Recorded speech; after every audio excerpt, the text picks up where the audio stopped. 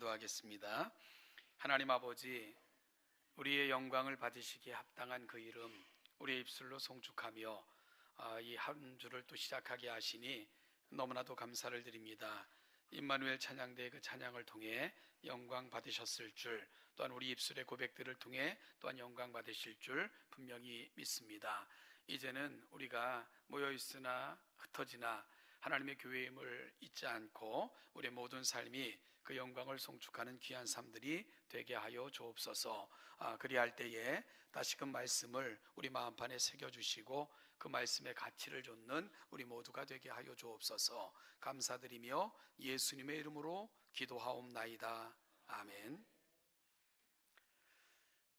우리는 매주 금요일 진행되는 기도회 때 제가 제일 먼저 드리는 기도 제목은 한 주를 돌아보며 올려드리는 기도입니다. 특별히 한 주를 시작할 때 예배 자리에서 시작하는 것은 정말 귀한 의미가 있고 정말 복된 일이라 생각이 됩니다. 하나님께서 우리에게 또 한 주를 허락하셨는데 우리가 모여 예배하고 그 마음으로 흩어진 삶의 자리에서 우리 모든 삶이 하나님 받으실 만한 영적인 예배이기를 갈망하며 그 마음으로 시작하는 것이 얼마나 소중하고 귀한지 모릅니다.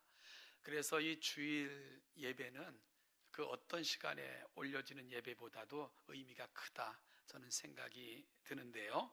그래서 금요 기도회 때마다 한 주 우리 말씀으로 시작했는데 이런 말씀을 나누었습니다. 그 말씀을 붙들고 살았는가요? 라고 질문하며 말씀대로 살아지 못했다면 우리의 삶을 하나님 앞에 내려놓고 회개하겠습니다. 이런 시간을 꼭 갖는데요. 오늘은 그 금요일마다 하는 그 질문을 이 아침 여러분에게 좀 해볼까요? 우리는 지난주 오늘 읽은 본문을 통해서 이 비유에 나타나는 인생의 문제를 살피며 정말 올 한 해 우리 인생의 주인이 하나님이셨는가? 우리는 말씀을 푯대 삼고 주어질 부름의 상을 위해 달려왔고 무엇보다도 하나님과 동행하는 삶을 살았는가를 점검받았습니다.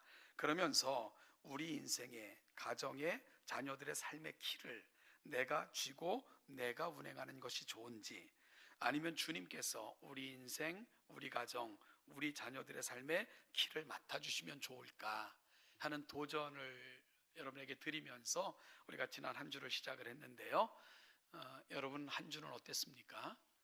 이 표정들이 굉장히 비장하신 것을 보면 아주 그 웃음기 싹 하신 이런 아주 그 근엄하신 얼굴들을 보면 열심히 삶의 자리에서 그 실천하며 살았다는 증거가 아닐까, 이런 생각이 드는데요. 그렇게 사셨으면 이젠 얼굴을 좀 푸셔도 좋을 것 같습니다. 우리가 즐겨 부르는 찬양의 가사처럼 다 표현 못해도 나 표현하리라, 다 고백 못해도 나 고백하리라, 다 알 수 없어도 알아가리라, 다 닮지 못해도 나 닮아가리라. 여러분, 신앙은 하루아침에 성숙되지 않습니다. 신앙은 하루아침에 완성되지도 않고요. 내가 한번 은혜 받고 예수 영접했다고 끝나는 것도 아닙니다. 신앙은 자라가야 됩니다. 성숙을 향해 한 걸음 한 걸음 나아가야 됩니다. 그래서 오늘 이 시간 다시 한번 조금 느리고 더뎌도 조금씩 신앙의 삶으로 살겠습니다. 예수 닮기 위해 노력하겠습니다. 말씀을 푯대 삼고 조금씩 나를 점검하며 자라가겠습니다 하는 거룩한 소망과 열망을 하나님 앞에 드리며 다시 한번 결심하는 귀한 이 아침이 되시기를 주님의 이름으로 축복합니다. 오늘은 같은 본문으로 지난 시간에 살핀 내용을 중심으로 지난 시간이 점검이었다면 오늘은 그러면 어떻게 우리의 계획을 만들어 갈 것인가, 그 부분을 좀 살피려고 합니다. 그래서 2023년 세 번째 실천 항목이 미래로 나아가자인데 우리가 또다시 준비하는 내년 우리 인생은 무엇을 기준으로 준비해야 될까? 그걸 저는 잘 영어도 못하면서 자꾸만 영어를 써서 죄송한데요. 그래도 영어가 가끔 도움이 될 때가 있어요. 특별히 알파벳 언어는 기억하기에 좋은 그런 장점을 제공해 줄 때도 있거든요. 그래서 오늘은 G라는 알파벳 G로 시작하는 단어 3개를 가지고 3가지 원칙, 우리가 미래로 나아갈 때 그 계획의 중심에는 무엇이 있어야 되는가 하는 것을 한번 좀 제시해 보려고 하는데요. 화면을 한번 띄워주시죠. 첫 번째는 God-centered plan, 즉 하나님을 중심에 놓고 계획하라. 우리의 남은 생에 내년에 대한 계획은 그 중심에 꼭 하나님이 있기를 간절히 소원합니다. 오늘 본문의 비유에 등장하는 사람들의 문제가 뭐라고요? 그 어디에도 하나님이 계시지 않았습니다. 그래서 15절에서 야고보 장로는 너희가 도리어 말하기를 주의 뜻이면 이라고 언급함으로 하나님 없는 삶에 대한 아쉬움을 그렇게 토로했습니다. 야고보서의 주제가 뭘까? 물론 학자들마다 다양한 주장을 펼치지만 저는 야고보서를 가르칠 때 그 주제를 참 종교성의 회복이라고 가르칩니다. 당시 야고보 공동체는 세속화와 모양만 있는 경건의 문제로 인해 교회의 본질의 상실이라는 그런 위기에 처해 있었습니다. 모든 것을 말로 다 때우고 대체하는 행함은 없는 차별, 말의 문제, 거짓 지혜를 자랑하고 세상의 욕심과 욕망을 좇는 풍토 등이 침투하여 교회를 혼란스럽게 만들고 있었습니다. 그래서 야고보 장로는 야고보서의 주제 역할을 하는 성구인 야고보서 1장 25절 27절에서 이렇게 말씀합니다. 우리 한번 같이 화면을 통해 읽어보죠. 시작. 자유롭게 하는 온전한 율법을 들여다보고 있는 자는 듣고 잊어버리는 자가 아니요 실천하는 자니 이 사람은 그 행하는 일에 복을 받으리라. 누구든지 스스로 경건하다 생각하며 자기 혀를 재갈 물리지 아니하고 자기 마음을 속이면 이 사람의 경건은 헛것이라.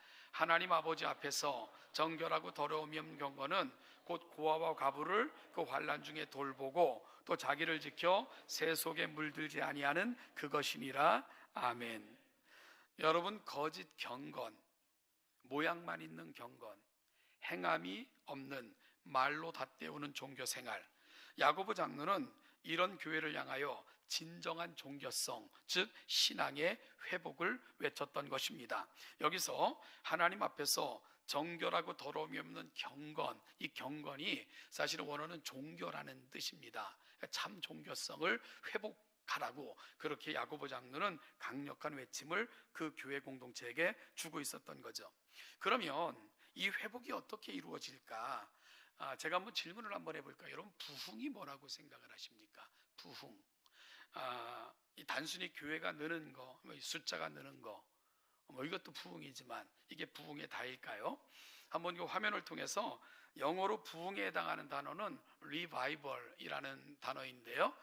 여러분, 여기서 revival이라는 단어는 re라는 접두어와 vive라는 이 단어가 결합이 된 동사, 결합이 되어 이게 명사형이 붙어져서 리바이벌 이라는 부흥이라는 단어로 사용되는데 이 원래 뜻이 뭡니까? 이 바이브가 생명이에요. 그러니까 생명이 다시 돌아오다 이런 뜻입니다. 그래서 이 원래 리바이벌의 뜻은 소생, 회생이라는 의미를 담고 있습니다.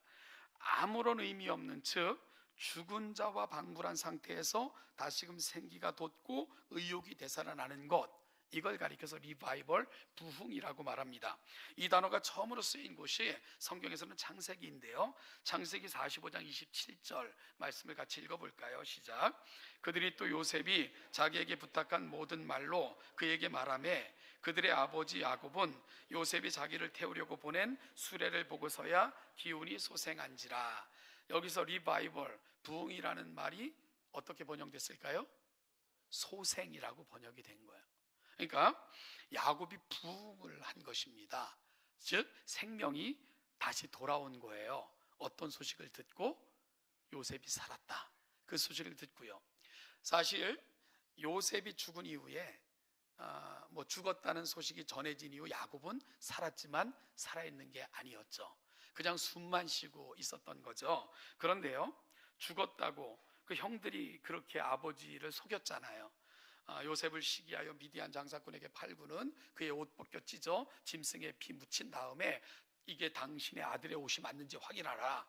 그렇다고 하니까 그가 짐승에게 찢겨 죽은 것 같다, 이렇게 거짓 보고를 했거든요. 그때 이후로 야곱은 죽은 거예요.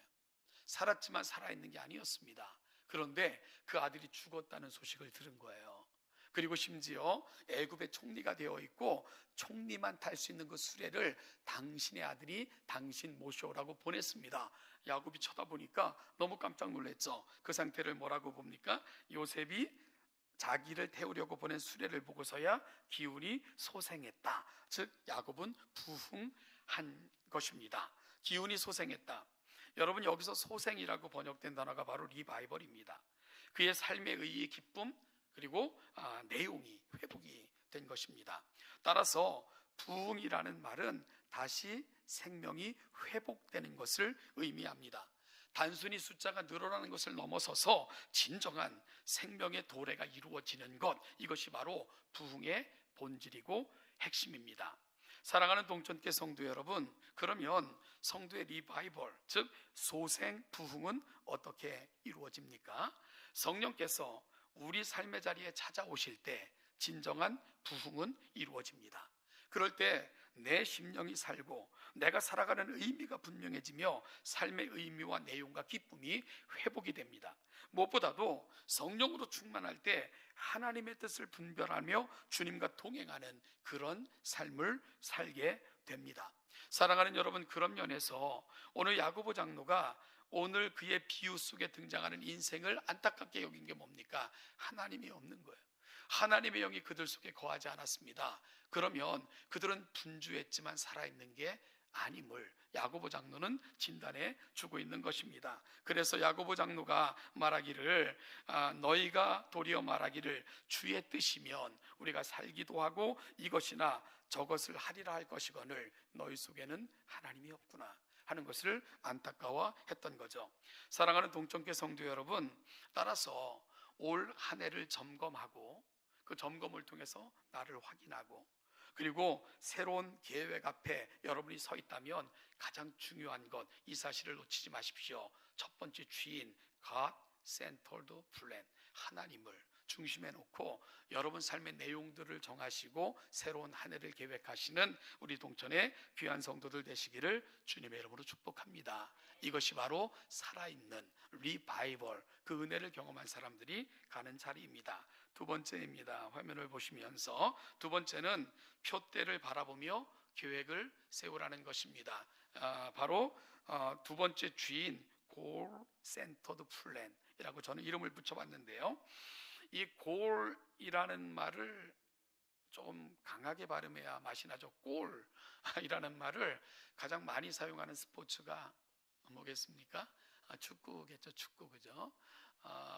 그런데 축구 경기에서 어떤 선수가 자기 골대에서부터 상대방 골대까지 아주 현란한 개인기로 온갖 기교를 다하면서 골을 몰아갔어요. 그런데 골문 앞에서 골을 날려버리거나 허둥지둥하다가 놓쳐버리거나 아니면 머뭇거린다면 그 의미가 없지 않겠습니까? 오히려 눈요기는 될 수 있을지언정 그의 목적은 하나도 달성을 못한 거죠. 그래서 골은 최종 목적 그리고 최종 목적지를 의미하는 단어이기도 하고요.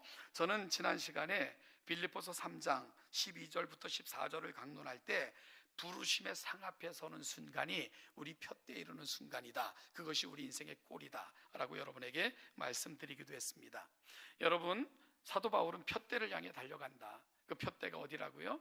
바로 부르심의 상이 주어지는 순간이라고 그 순간을 정의하고 있습니다. 나를 이 땅에 내시고 인도하시고 주신 사명 감당하며 맡겨진 삶의 연수 살고 하나님 앞에 서서 칭찬과 격려 예비하신 상을 받는 그 순간, 그것이 바로 내 인생의 꼴, 내 인생의 푯대, 내 인생의 바로 결승 지점이다 라고 사도 바울은 고백하며 살았던 것이 그의 인생이었습니다. 한때 센세이션을 일으키면서 아마 대부분의 사람들이 읽었음직한 책이 한 권 있습니다. 자기 개발서 중에 가장 많이 팔린 책, 바로 스티븐 코비의 성공하는 사람들의 7가지 습관입니다. 그가 성공하는 사람들은 어떤 습관을 가지고 있을까? 설문과 여러 리서치를 통해 가지고 아이들에게는 7가지 습관이 있다 해서 발간된 책이 바로 성공하는 사람들 7가지 습관인데요. 그 7가지를 다 설명할 수는 없고 그 중에 두 번째 원칙 한번 띄워주시겠어요? 두 번째 원칙이 뭐냐? 끝을 생각하며 시작하라입니다. 여기서 이 생각하며를 in mind, 이게 가슴에 새기라는 거예요. 그러니까 가슴에 이걸 집어넣고 시작하라. 뭐요? 끝이 있다는 거. 끝이. 그러니까 끝을 항상 생각하면서 시작점에 서라. 이것이 바로 성공하는 사람들이 가졌던 습관 중에 두 번째다라고 스티븐 코비는 항상 스티븐 코비는 그의 책에서 제시하고 있는 것을 읽게 됩니다. 즉 마음에 항상 끝을 기억하며 시작하라는 말입니다.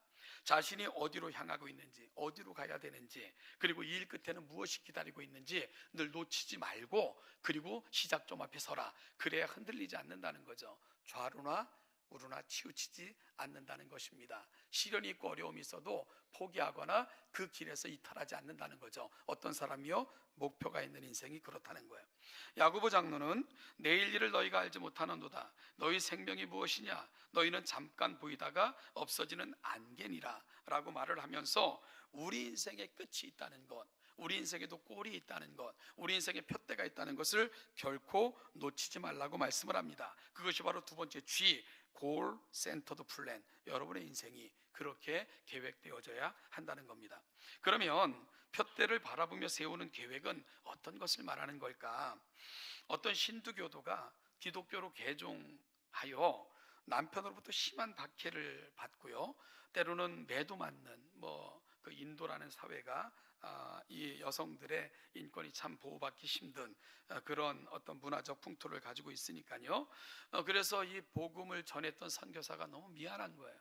그리고 너무 마음이 아팠어요.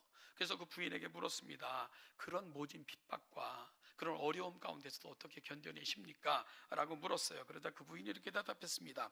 그리고 그 어렵고 힘든 순간을 어떻게 견디세요? 라고 물어보니까 이렇게 대답을 해요. 글쎄요, 저는 남편을 위해 더 좋은 음식을 만들고, 남편이 불평할 때면 마루를 더 깨끗이 닦고, 남편이 퉁명스럽게 말하면 더욱더 부드럽게 대답하지요. 선교사님, 저는 제가 크리스천이 된 이후로 더 훌륭한 아내와 어머니가 되었다는 것을 남편에게 보여주려고 노력하고 있어요. 이렇게 대답을 하는 거예요.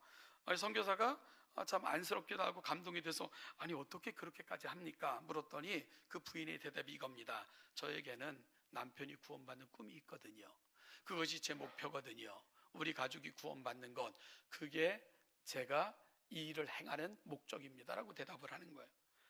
그 여인은 꼴이 분명한 거죠. 우리 가족이 구원 얻는 거, 내 남편도 내가 만난 이 예수 그리스도, 그 예수를 만나 구원에 이르는 거, 그게 꿈이다 보니까 시련 박해 속에서도 흔들리지 않는 거죠. 꼴이 있으니까 거기까지 달려가니까. 그래서 아무리 힘들고 어려워도 포기하지 않고, 아무리 힘들고 어려워도 그는 낙심하지 않으며 걸어갈 수 있었던 것입니다. 그 대답을 들려주고 있는 거죠. 그 여인의 꼴, 바로 남편을 예수께 인도하는 것, 우리 가족이 놀라운 구원에 이르는 것, 그 꿈이 있었기에 그 여인은 어떤 시련도 극복할 수 있었던 것입니다. 결국 우리 삶의 목표가 있다는 것은 단순한 성취, 그리고 단순한 결심으로 끝나는 것이 아니라 오늘 내 삶을 결정하는구나 하는 것을 알게 해주는 부분입니다. 여러분, 웨스트민스터 신앙 고백서 중에 소유리 문답이라고 있죠. 우리 헌법에도 들어가 있는데요. 다시 한번 확인하죠. 제가 문제를 낼 테니까 여러분이 대답하십시오. 사람의 제일 되는 목적이 무엇입니까? 네, 예, 정확히 그냥 우리가 번역된 대로 한번 하면 하나님을 영화롭게 하고 영원토록 그 이름을 즐거워하는 것이라고 번역되어 있습니다. 외우셨습니까? 하나님을 영화롭게 하고 영원토록 그 이름을 즐거워하는 것. 예, 그럼 제가 질문할 테니까 다시 한번, 사람의 제일 되는 목적이 무엇입니까? 네, 잘 될 때만 즐거워하는 게 아니고요, 영원토록 그 이름을 즐거워하는 것입니다. 여러분, 이게 소요리 문답이에요. 애들이 배우는 겁니다.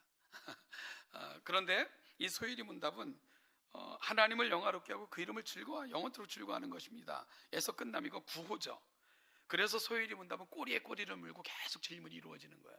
그 하나님을 영화롭게 하는 건 뭐지? 하나님을 영원토록 즐거워하는 것은 어떤 삶을 사는 거야? 그 항목을 계속 연결하면서 주기도문, 사도신경, 그리고 또한 십계명 같은 성경의 가르침을 쭉 열거하면서 하나하나 묻고 대답하는 형식으로 하나님을 영화롭게 하는 게 뭔지, 그 이름을 영원토록 즐거워하는 것이 뭔지를 세밀하게 다루기 시작을 하는 거죠. 여러분, 결국 우리가 목표가 있다는 것은 그 목표가 오늘 내 삶의 내용을 결정한다는 것과 같은 의미입니다. 목표가 있는 인생은요, 조금 시련이 있고 어려움이 있어도 오늘에 포기하지 않고, 오늘에 낙심하지 않고, 흔들리지 않고 고를 향해 나아갈 수 있거든요. 사랑하는 동정계 성도 여러분, 하루를 시작할 때 세우는 계획이든, 하루를 마치고 하는 점검이든, 한 해를 마치는 시점에서 하는 점검이든, 한 해를 위해 세우는 계획이든, 여러분, 꼭 이 원리가 우리 가슴속에 새겨지기를 원합니다. 우리 인생이 안개와 같아요. 우리 인생 내일도 헤아릴 수 없습니다. 그러나 매 순간 기억해야 되는 것은 내 인생 끝에는 주님을 만나게 될 것이다. 주님이 내게 맡겨주신 사명을 끝내고 그 부르심의 끝에는 부르심의 상이 있을 것이다. 놓치지 마십시오. 이것이 바로 골 센터드 플랜입니다. 이것을 꼭 가슴에 담고 하루를 점검하시고, 한 해를 점검하시고, 또 하루를 향한, 한 해를 향한 계획을 세우시는 여러분들이 되시기를 소망합니다. 세 번째 G는요, 한번 화면을 볼까요? 굿 센터드 플랜입니다. 즉 선행 중심적 계획, 즉 선을 가슴에 담고 선을 중심으로 계획을 세우라, 이런 뜻인데요. 야고보 장로님은 17절에서 그러므로 사람이 선을 행할 줄 알고도 행하지 아니하면 죄니라 라고 경고를 합니다. 사도 바울은 디모데에게 보낸 편지에서 성경의 역할은 교훈과 책망과 바르게 함과 의로 교육하게 유익하게 하는 건데, 그 성경의 사람들이 가는 끝자리는 성숙인데, 성숙이 뭐냐? 모든 선한 일을 행하는 거다 라고 결론을 짓습니다. 따라서 여러분, 구원받은 성경을 원리로 삼고 살아가는 사람들이 가야 되는 자리, 그것은 성숙한 삶의 자리인데, 그 성숙한 삶의 자리는 더불어 살아가는 사람들에게 선한 영향력, 선을 베푸는 삶을 사는 것입니다. 그리고 이 땅에서 쌓는 선한 행위는 비록 구원의 조건은 아니지만 주님께서 이를 통해 우리의 하늘 창고를 채우시는 보화를 쌓는 삶이다 라고 주님께서는 이 땅에서 우리가 살아가는 선행을 그렇게 말씀하셨습니다. 우리는 이 땅에서 베푸는 선으로 하늘 창고를 쌓아가는 그런 역설적인 삶을 살고 있는 자들, 그들이 바로 그리스도인들이 되는 것입니다. 그래서 하늘나라의 공식은 다음과 같아요. 이 땅에서 선을 베푼 만큼 이 땅에서 손해보면서도 선을 행하는 것을 포기하지 않는 만큼 우리 하늘 창고는 채워져 간다. 이것이 바로 하늘나라 공식인 것을 꼭 기억하시길 바랍니다. 제게는 아주 귀한 교회학교 선생님이 계시는데요.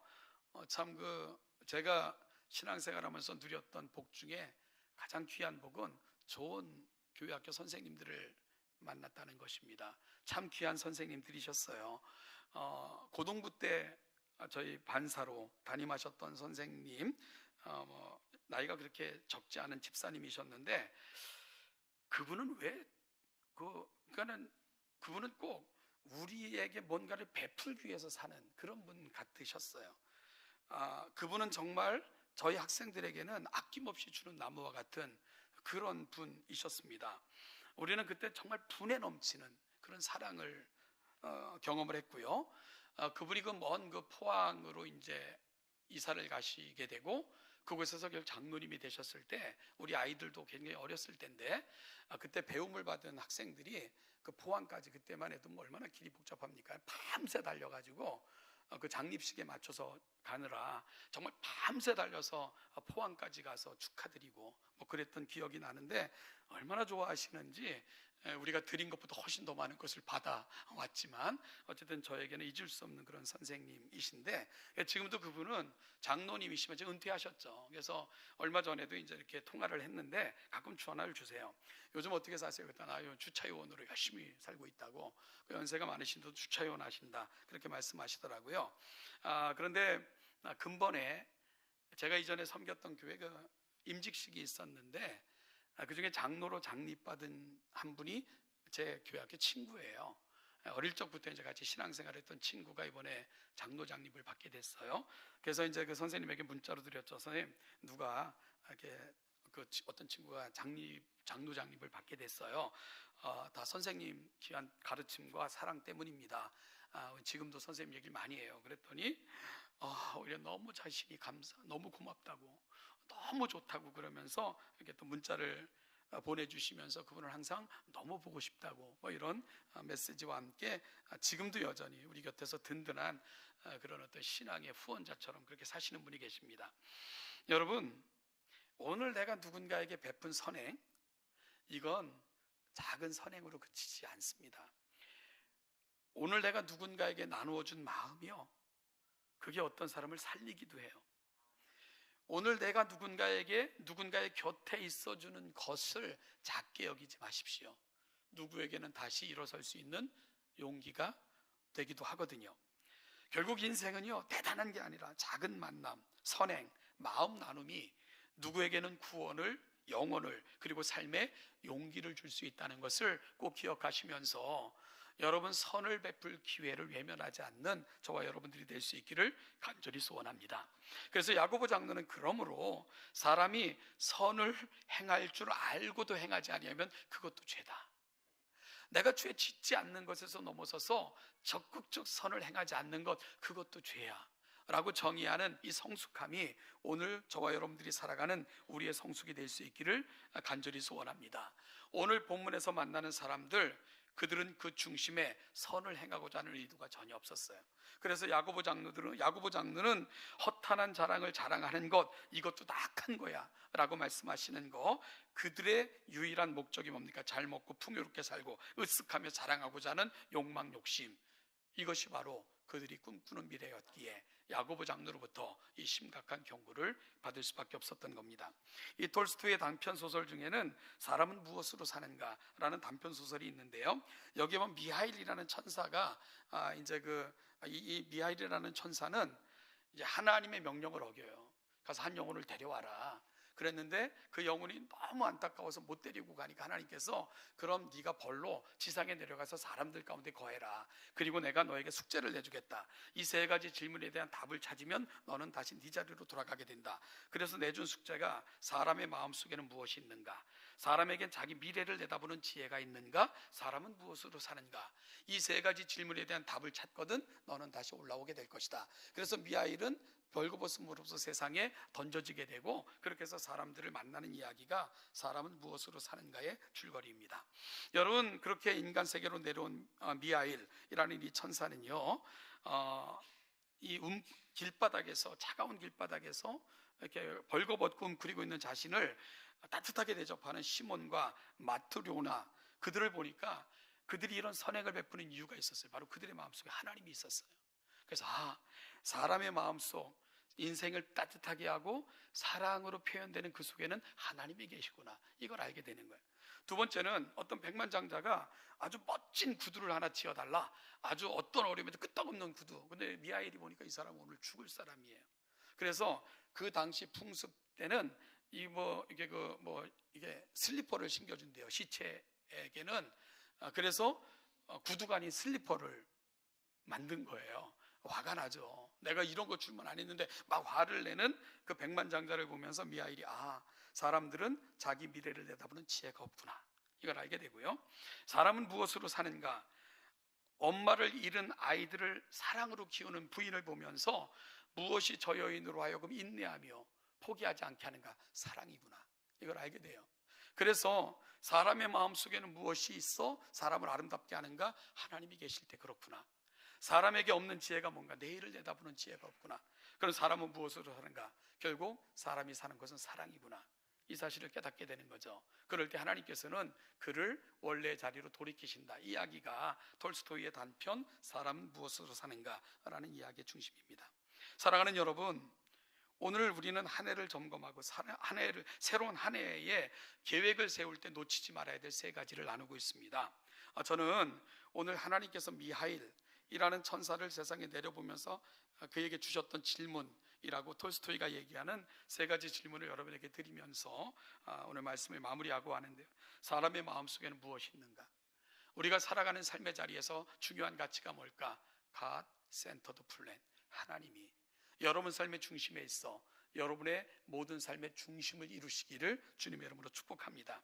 여러분, 사람에게 없는 게 뭔가? 바로 내일을 알지 못하는구나. 미하일이 긁어본 것처럼, 그러나 여러분, 우리는 내일이 어떨지 모르지만 우리에게는 분명한 목표가 있지 않습니까? 골 센터드 플랜.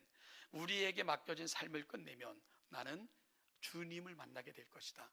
그때 내가 살았던 삶을 통해 하나님은 부름에 대한 상을 주실 것이다. 이 사실이 우리의 플랜의 중요한 원리가 돼서 오늘 내가 살아가는 삶을 결정짓는 여러분들이 될 수 있기를 간절히 소원합니다. 사람은 무엇으로 사는가? 결국 이 세상을 아름답게 만드는 것은 배려와 섬김과 희생, 즉 성육신의 정신. 따라서 우리의 계획 속에는 내 욕망과 욕심의 노예와 포로로 살아가는 것이 아니라 선을 행하는 것, 굿 센터드 플랜이 여러분들이 이루어갈 인생의 목표 속에 꼭 포함되시기를 주님의 이름으로 축복합니다. 그러므로 하나님께서 우리를 부르신 그 부르심의 끝에 서서 우리를 영접하시고 자립다 칭찬하시고 우리가 살아온 삶에 대한 부르심의 상을 여러분에게 주심으로 그 놀라운 영광 가운데 거하시는 우리 동천의 모든 성도들 되시기를 주님의 이름으로 축복합니다. 기도하겠습니다. 하나님 아버지, 오늘 또 다시 말씀을 붙들고 한 주를 시작을 합니다. 아버지, 이 한 주를 살아갈 때에, 또 남은 한 해를 살아갈 때에, 새로운 한 해를 계획할 때에 하나님 중심, 또한 내 인생의 마지막 순간 골 중심, 그리고 또한 내가 살아가는 삶의 이유가 그 하나님 앞에 설 그 아름다운 순간을 목적하며 더불어 살아가는 사람들에게 이루어야 될 정말 선 중심인 것을 꼭 놓치지 않고 살아감으로 우리를 통해 하나님이 기뻐하시고 우리를 통해서 세상이 행복해지고 우리를 통해서 세상이 조금 더 사랑과 은혜를 경험하는 일에 귀하게 사용되는 동천의 성도들 되게 하여 주옵소서. 감사드리며 예수님의 이름으로 기도하옵나이다. 아멘.